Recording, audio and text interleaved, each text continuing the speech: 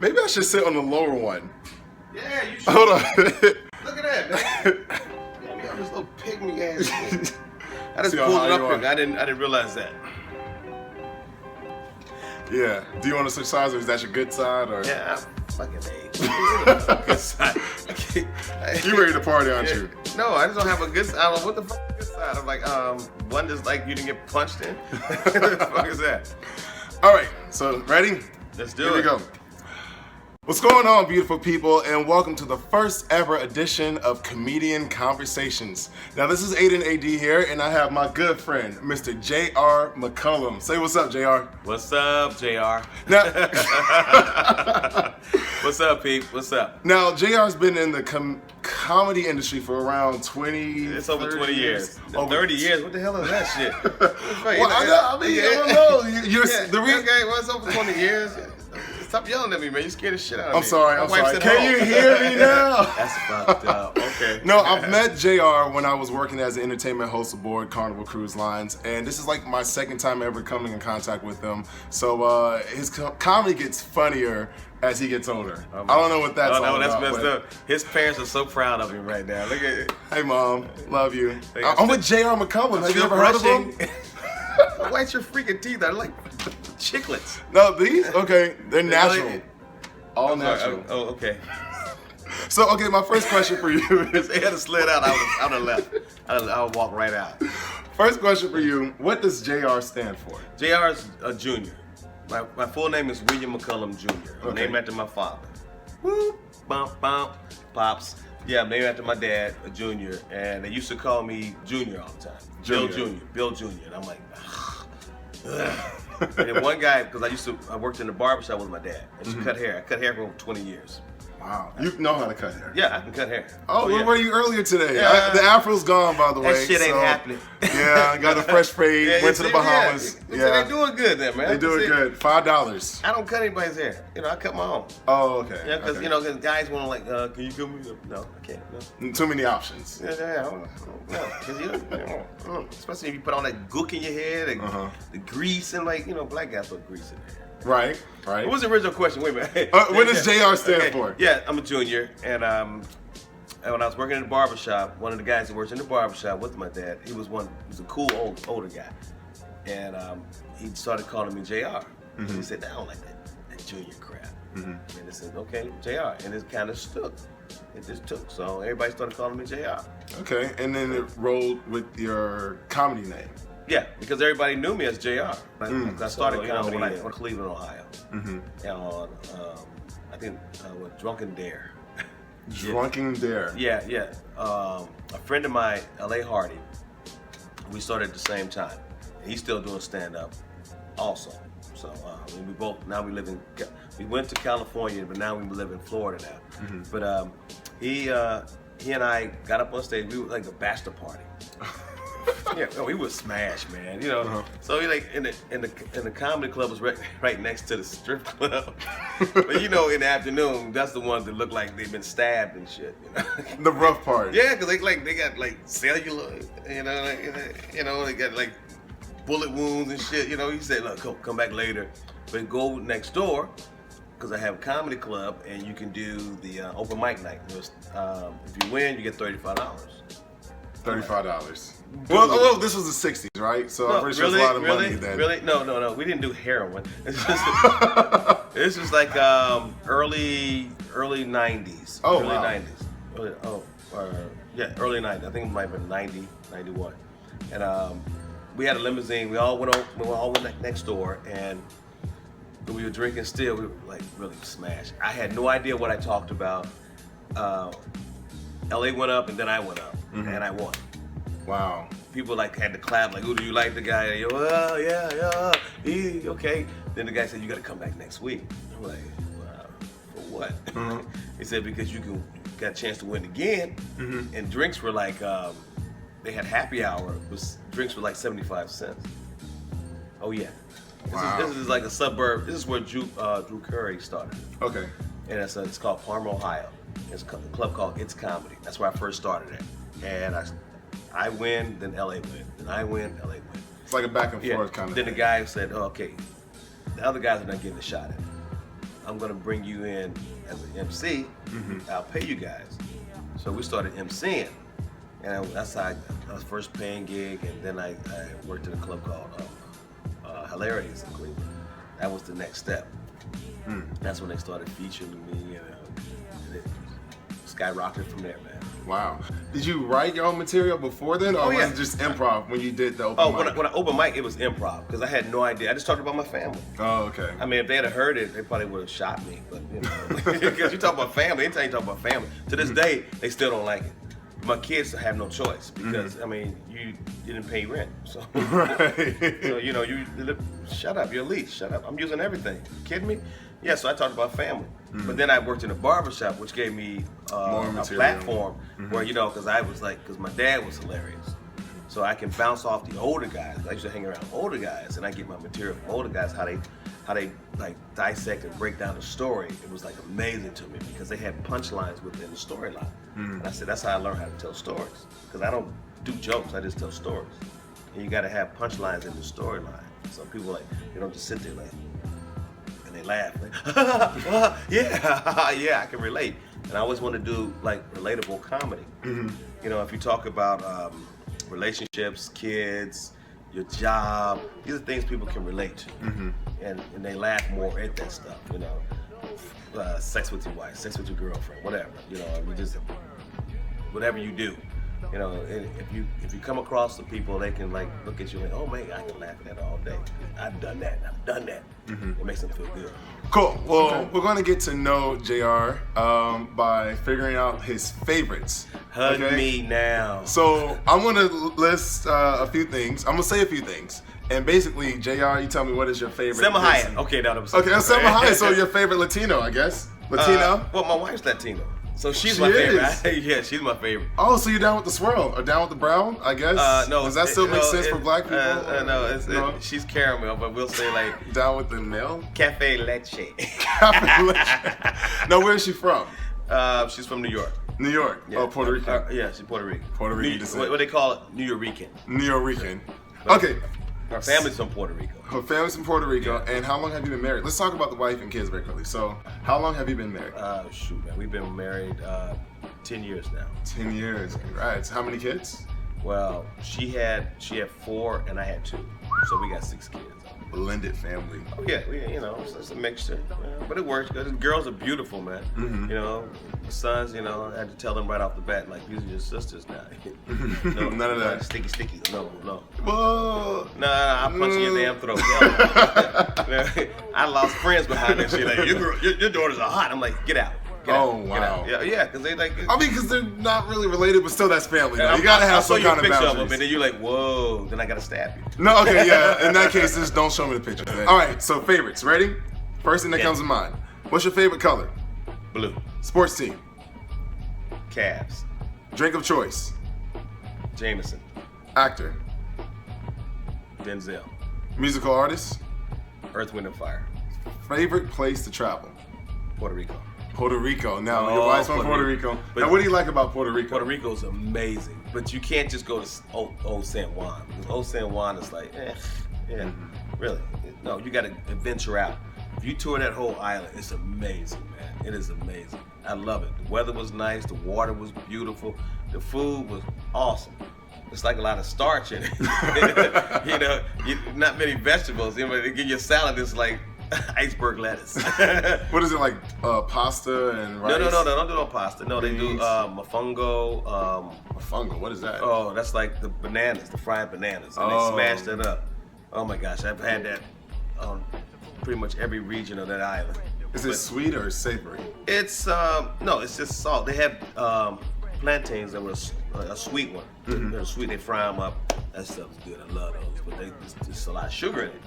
But they take the green bananas and they smash it up, and they cook it and they fry it, smash it up, and they put maybe chicken or you want beef. I had one with the rabbit. I had one with crab meat. Oh, rabbit. Well, you don't like rabbit?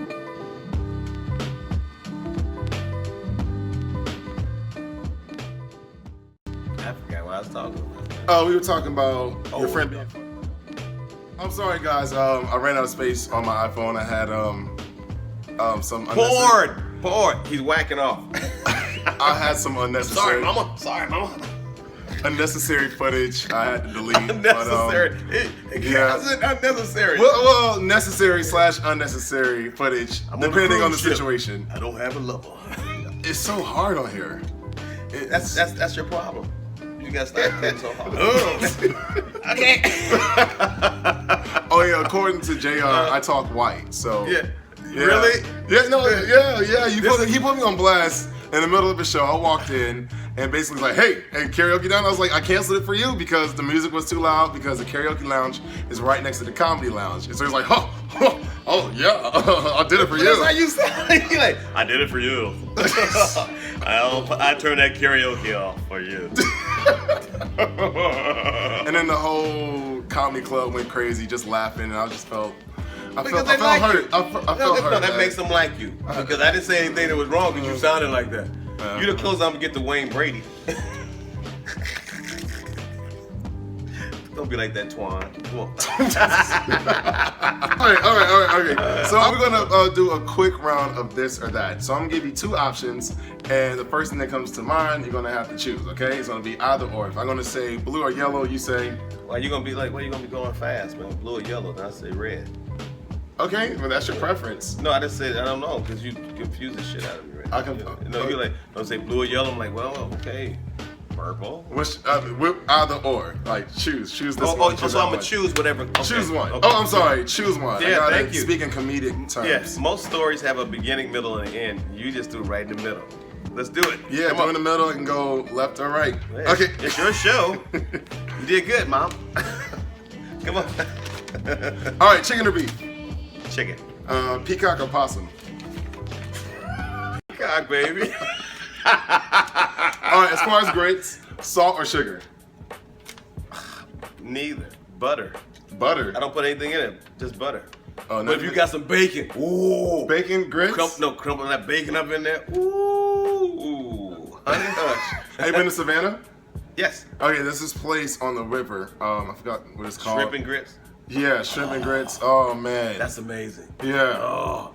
Okay. I get that when I want to go to South Carolina. But then when I'm going to New Orleans. Oh, you're gonna get fat. Oh. Yeah. Really? Why you gonna say Oh, I'm sorry. It's just like like. I don't like that. My weight's fluctuating.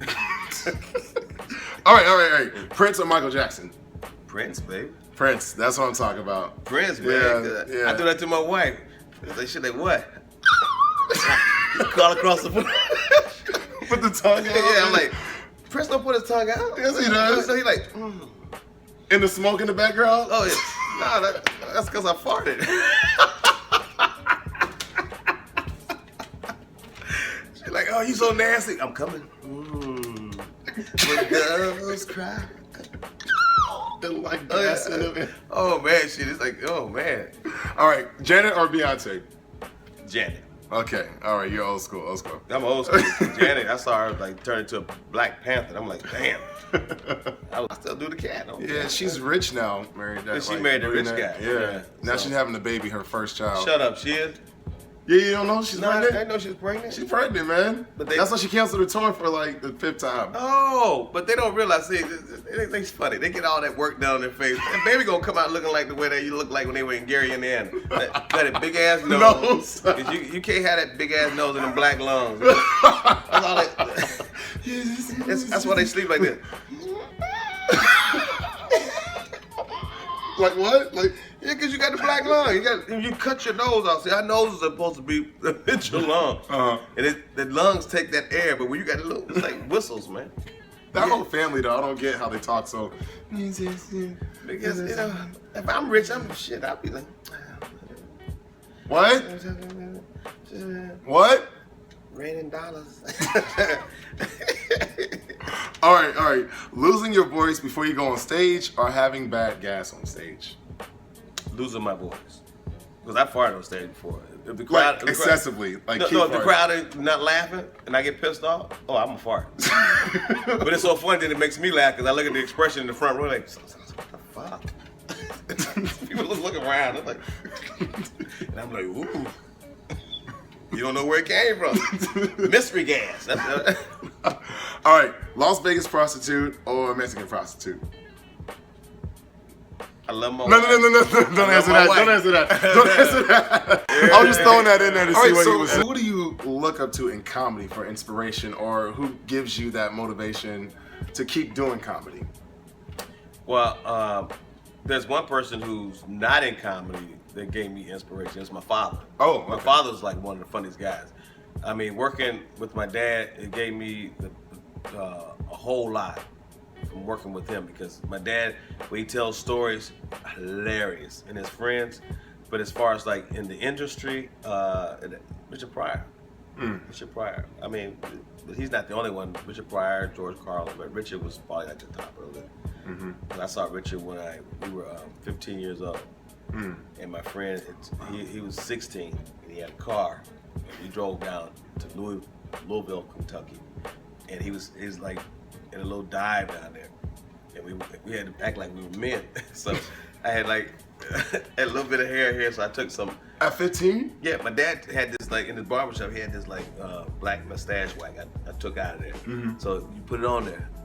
Oh, okay. It's like a black Groucho Marx, man. So I put that stuff on there and make it look like a dark, walk in there. But you don't realize when you do it on first. Shit comes up and it smears up. So I had it all in my teeth, and the girl's like looking at the waitress like, said, "What you want to drink?" We had never ordered anything to drink. Right. I said, and this one guy said, "Give him some whiskey." I'm like, "Okay, give us some whiskey." I didn't know. And you didn't get carded. That's shocking. I think that burned my lungs from the inside out. First time. Yeah, first time drinking hard. I didn't drink liquor, so I drank that. But that's when we saw Richard Pryor, and he killed it. He killed it. He was talking some stuff, man, and we were like, what?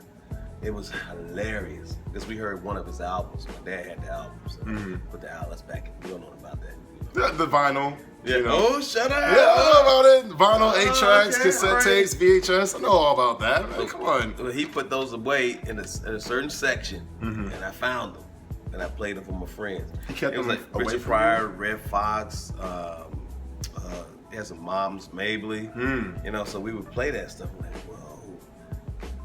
whoa. Because Red Fox was blue. He was saying language I had never heard before. But I always admired Richard Pryor because the way he tells his stories and his facial expressions. And I was on punishment a lot, so I used to do facial expressions. Because it was just me and G.I. Joe. So that was my talk show, bro. Who we gonna interview today, G.I. Joe?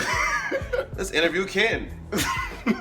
He's a punk. The Ken doll, right? Yeah, the Ken doll. My sister had like the Barbie. And said, "Go, let's get him out of the dollhouse." So like turn the house around like come here, Ken.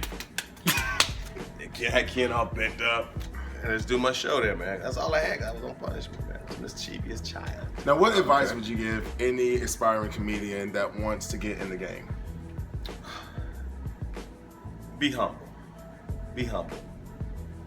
Because this is it's a blessing. It's a blessing. And a lot of guys that coming in, they want to be like a quick fix. Everything they want it now. It doesn't happen now. But if you're humble and keep yourself humble, do your material, it'll come. It'll come. So, and write. Right. I just had a few guys for my last show say they want to do stand-up. But I've been doing it for 2 years. I feel like I'm ready to headline. I'm like, no, you're not. Slap yourself with a flip-flop. You're not. No, you're not. It takes years to develop a routine to find out who you are.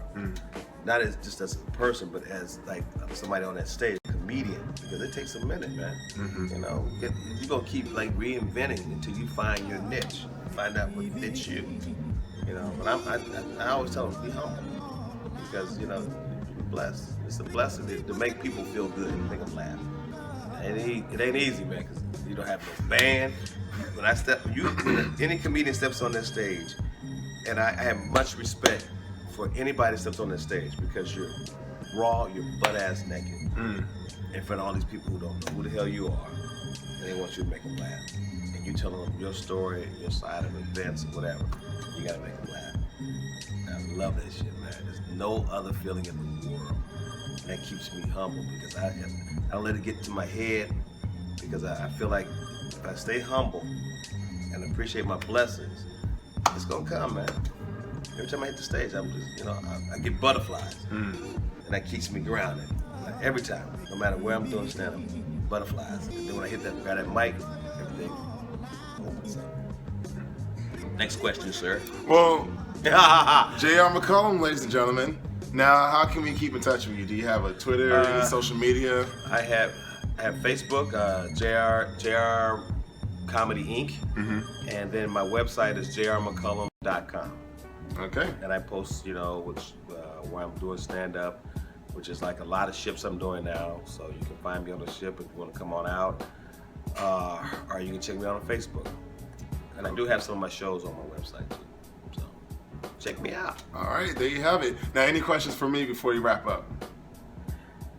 No, I don't even know you. Oh, yes. No. Oh. Okay, wait. Oh, okay. Mexican hooker, or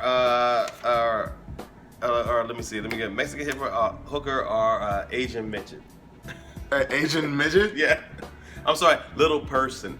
I will take Asian little person. Oh. Because you get to throw them around. I like to throw them around. You just took it somewhere out of this. No, I mean, you asked, so, hey. But did you know, because they can't. They can't what? They can't bend their legs. So if she lock on, I mean, just swing. How you gonna get her off? That's so raw. That's so raw. We going there. Okay, my last question for JR before we leave. When you die and move on to another life. Why you say it like that? When you die? Okay, what's when gonna you happen? We hear that. The captain ain't tipping the ship over. Is this across the accordion? So when you're old and buried in the ground or 6 feet under or Yeah. cremated, whatever you choose to do, what are some things you want people to say about you? Or how you want people to remember you? Well, if I was like my grandfather said, put on my tombstone, he was a motherfucker. He was a motherfucker. He said, just put on my tombstone, he was a motherfucker. I'm like, okay, no, I don't want that. No, that he treated people the way he wanted to be treated, and he loved to bring laughter to people who normally don't get laughter. So he's like to make people feel good. That's all. All He was a right. good man, so. Cool. Look at you. You ain't crying. No. He like, Shit. that was Beyonce. What was that? Yeah. You're like, oh my gosh.